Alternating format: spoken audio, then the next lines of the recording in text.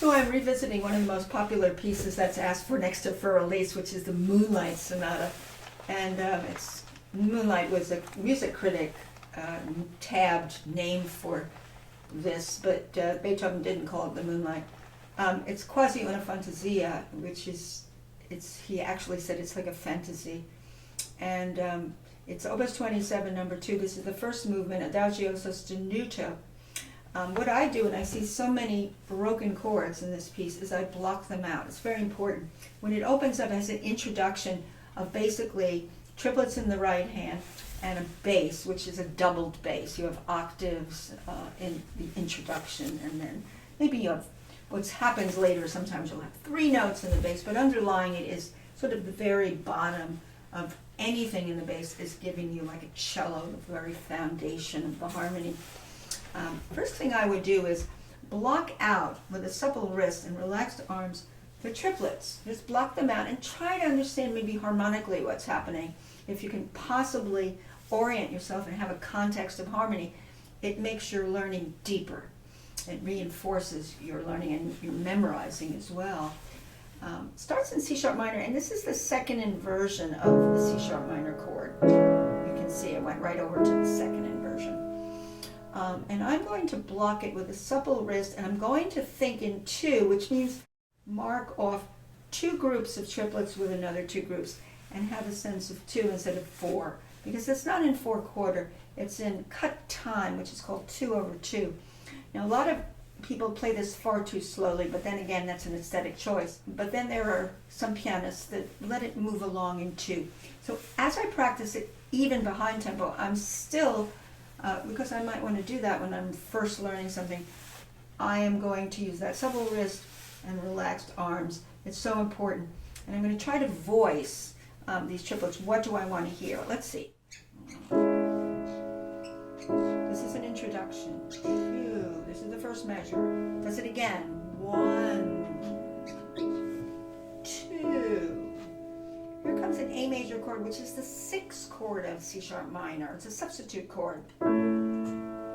Now this is interesting. It's a D major chord, which is called a Neapolitan chord, which likes to go to a dominant, which it does, dominant 7. Tonic, this is a suspension falling into a dominant 7 of C sharp minor, and then it falls down. Now the interesting thing about that Neapolitan, how it's formed is in C sharp minor, if you go to the 2nd degree of C sharp minor, there's a D sharp. If you pull the D sharp down a half step and build a major chord, that's called the Neapolitan. Neapolitans love to fall into the dominant of this particular key, C sharp minor. It's very, very poignant. And that's what he does. So he has the measure 3, the 6th chord, to the Neapolitan D major chord, just D major is what this sounds like, the dominant of C sharp minor. Fall down, resolve. That's the introduction right there. You've got it. You also hear kind of as he comes down, there's a little scale.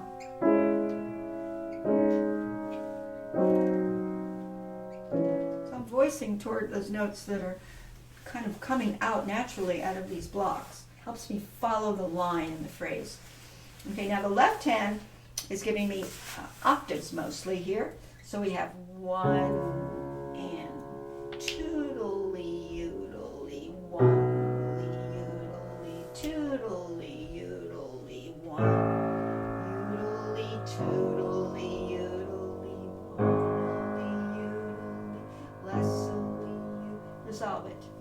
See if we can get that out. I want to have a pretty regulated piano, because that is a resolution. If you're resolving from a dominant, you do not want to have that 3-note block here. Actually, it's actually what it is, jumping out. Really be careful with.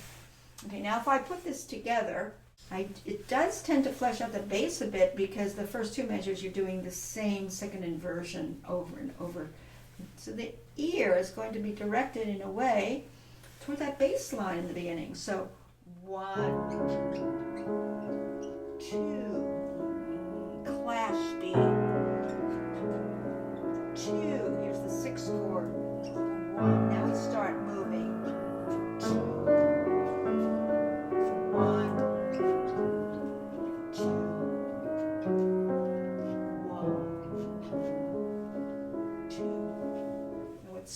melody, but I'm not using soft pedal. Now it does say here, it says senza sordino, it means without the soft pedal. Senza means without. Now as we continue, you can keep blocking. Get fingering, 1, 2, 3. Now I'm going to measure 6, which is a dominant, 7.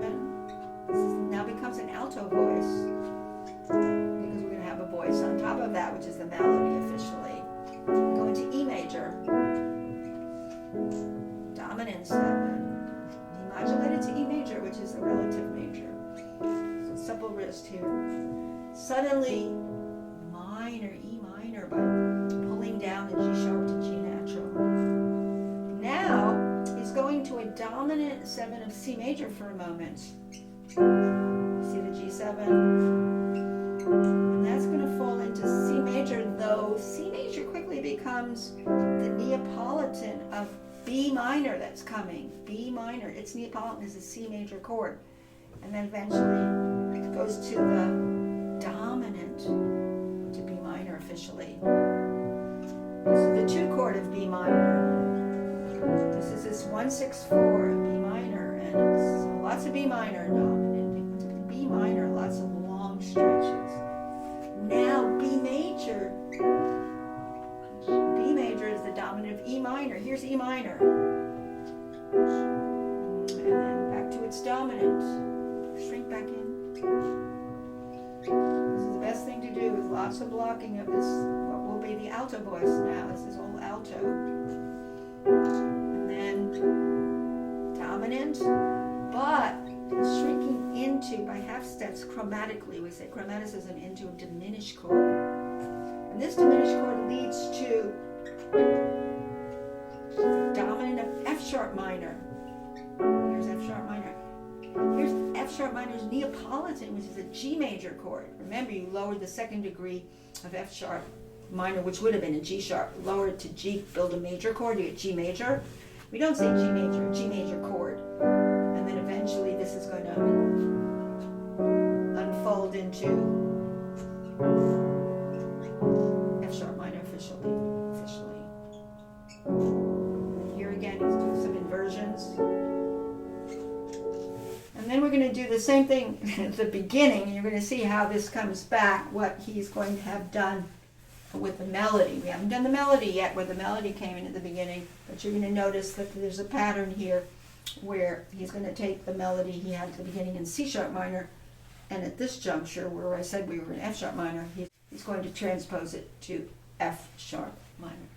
Now, I need to know all of this to contextualize where I'm going in this piece. You can also do things like I did at the beginning, where you get officially into where the introduction is over. Doodly, threedly, fourdly. This is a connector. This is a slur. This is where you go to E major. I'm just giving you sort of the methodology of how I work on this.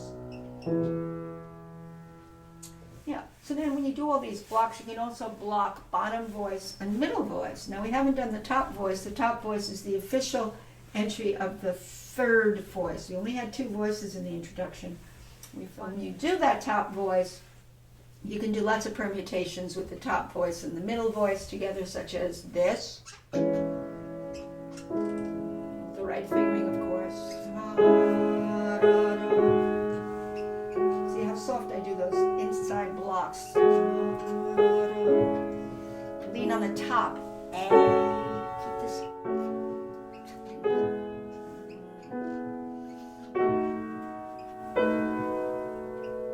Now that looks easy, but really isn't, because to voice it just the way you want it, learning how middle voice has lighter fingers, upper top voice is deeper with arm weight, and then left hand balances off the outside with the top. So that's just giving you an idea of what's going on. I'm not going to go through the whole thing, but I do a lot of that kind of blocking, which is so important.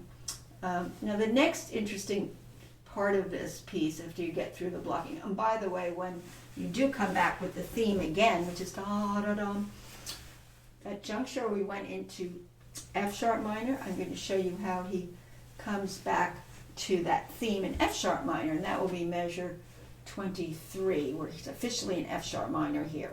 Here it is. So we do the same thing in the beginning, but we're in F sharp minor. Crescendo. Look how soft the middle voice is.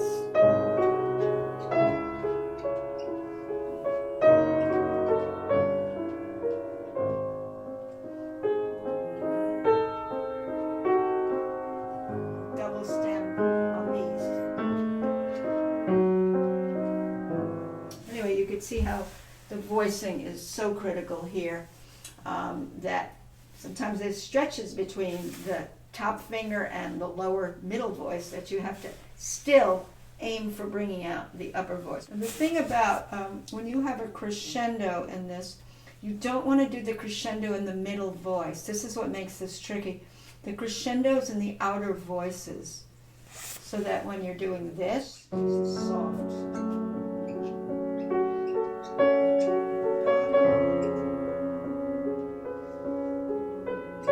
Here's where the crescendo starts softer. You keep the middle voice light, but I keep this soft.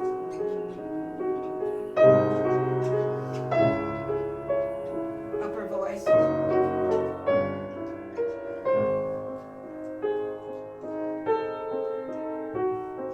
So the point I'm making is you can't start hammering out that middle voice just because you have a crescendo. You have to get the upper voice and not have the middle voice, which is harmonic, enriching harmony. Don't let it jump out over the primordial melody and its fundamental foundational base. Okay, the next interesting place is where he has something that completely changes, which is a diminished chord and tonic interlude. Which you're going to see lots of diminished chords. That's measure 32. The fingering is utmost important. This is a little strand of one line, really, with a bass. There's no longer three voices here. There's one voice in the right, and then there's bass, double octave there, an octave with two voices in the left hand. What I do for this part, and this is measure 32, is I block it out. I need to know, first of all, what kind of diminished chord we're dealing with. It's a D sharp 7th diminished chord. And I see already that I can block out 1, 2, 3, 4 notes. And notice the pattern. So 1, 2, 3, 5 becomes this diminished chord, and I'm going to alternate going up, skipping the middle one, coming down, going up. You can see the pattern. That's the first block.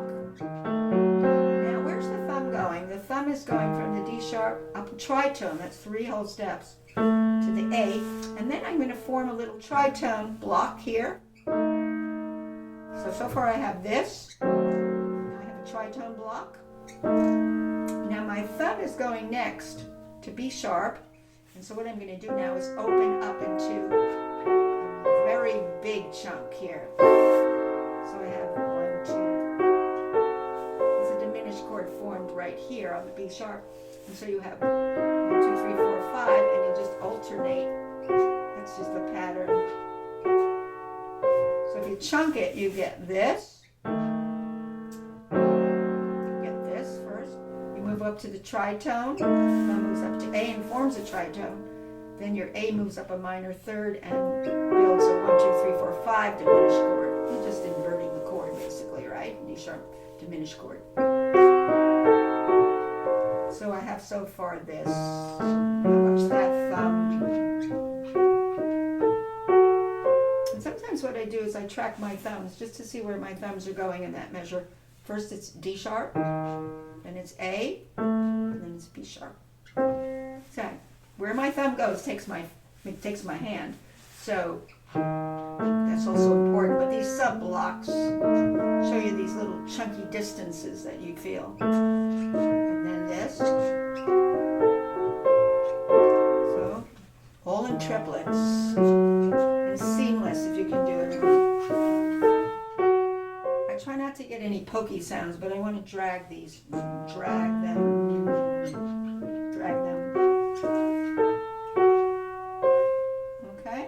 that's the diminished seventh chord. And guess where that likes to go? To first inversion of C sharp minor.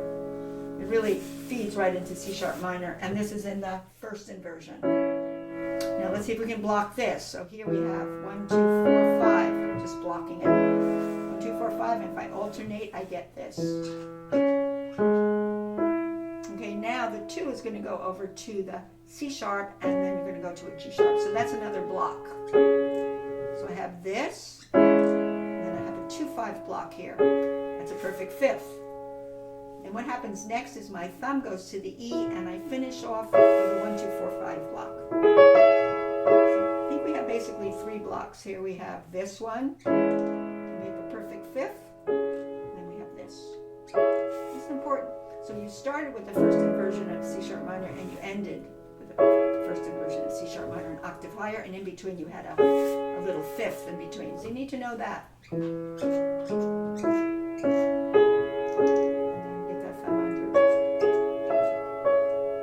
Of the movement, it's pretty much patterned as before. Let's see what happens. Okay, that's pattern. At the end, though, it comes down with 3 notes. So it's a little different, but that shouldn't bother anyone. Drag it. Okay, so those were the blocks. Now I'm going to C sharp, and I'm building a C sharp diminished chord, which essentially you can hear as just giving you enough idea how I do this. And what I see in the fingering is 1, 3, 2, 4. Okay, that's the first block. The 1, 2, 3, 4 block, it covers 4 notes of a diminished chord. Okay, now where's the thumb going next? The thumb is going up a tritone. The way it's spelled here, it's a double sharp. It's a double sharp. So C sharp to F double sharp. So you see that your hand is moving up to this, and then it's building another 1, 2, 3, 4 chord. So far I have this, and I have this. And now 2 goes over to C sharp, and I have a tritone here. 2 tritones at the end. 2 tritones at the end. 2, 5, 1, 4. These are 3 whole steps are called tritones. You can hear they're very eerie sounding. It's called the devil in music. Very eerie sounding intervals. So let's see what blocks we have here. We have this, and then we have again, and then we have 2 tritones. So I have this. Okay, now I have the 2 tritones at the end. See, that's the way to do it. And now we go to another, lots of diminished seventh chords, and they resolve. Now this one, again, 1, 2, 3, 4. And now the thumb's going up to the tritone, just like before. And another 1, 2, 3, 4. So I have this. Remember, the pattern is basically this. And at the end, I have 2 tritones. So this is very important to do these blocks and see where your thumb is going, and if you're grabbing another chunk of another diminished chord inverted, because that's what's happening. You're inverting going up to here. Still the same chord. Still the same, but you have to know the finger pattern. 2, 5, 1, 4. Now he's going to go in reverse. In reverse. Let's see if we can find a chunk here. Here's the biggest chunk. Where he does this, he's coming down that diminished chord. And again, another inversion of it. And this. Whenever you see these big chunks, start chunking them out. And again, another one. I can do this forever and drive everybody crazy. But you can see what's happening. Now here's something different, because suddenly we have this.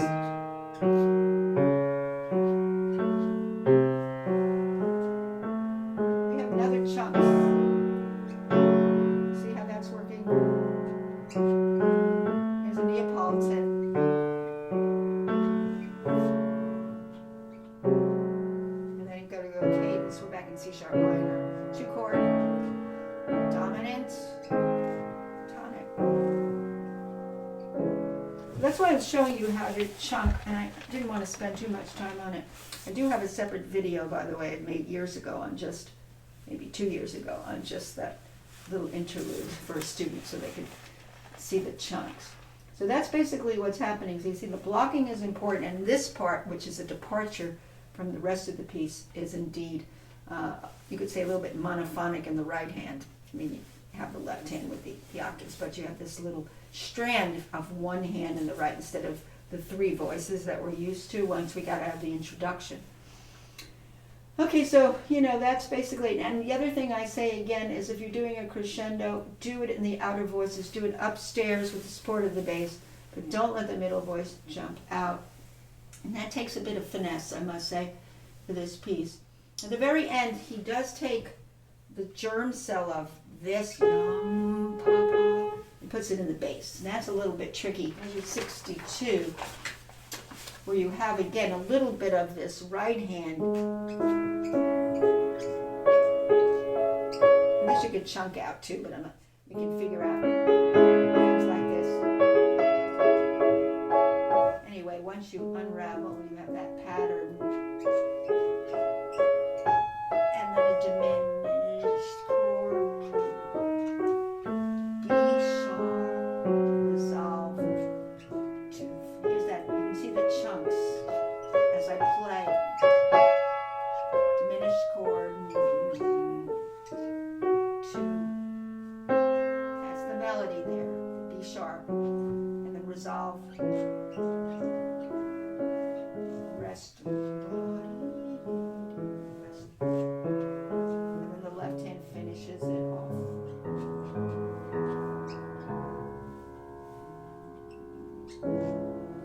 Notice how light your arms have to be. I'm not using soft pedal. It's very tempting to put the soft pedal down through a lot of this. But if you have piano, if you can play soft on your piano and have sound coming out, try to do it without the soft pedal. So what I was saying here at the end is the left hand now has tom, pa, pom. That has to be balanced nicely.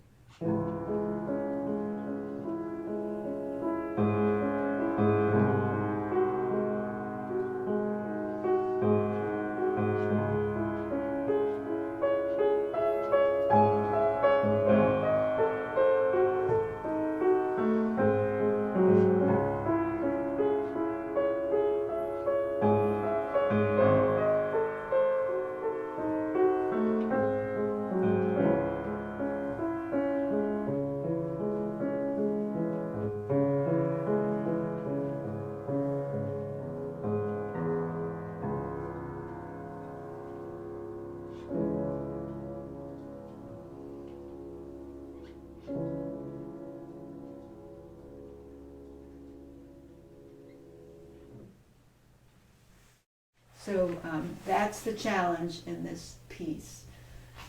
One other place, I'm just finding places that are tricky. 48 to 49, where it has a crescendo and a sudden piano. That's another tricky place that you could block out first. Always do the blocks if you can. Here, top voice.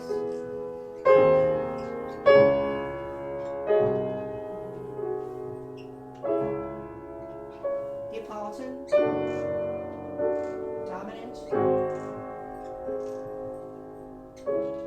So I want to hear the B on top softly first. Crescendo upstairs.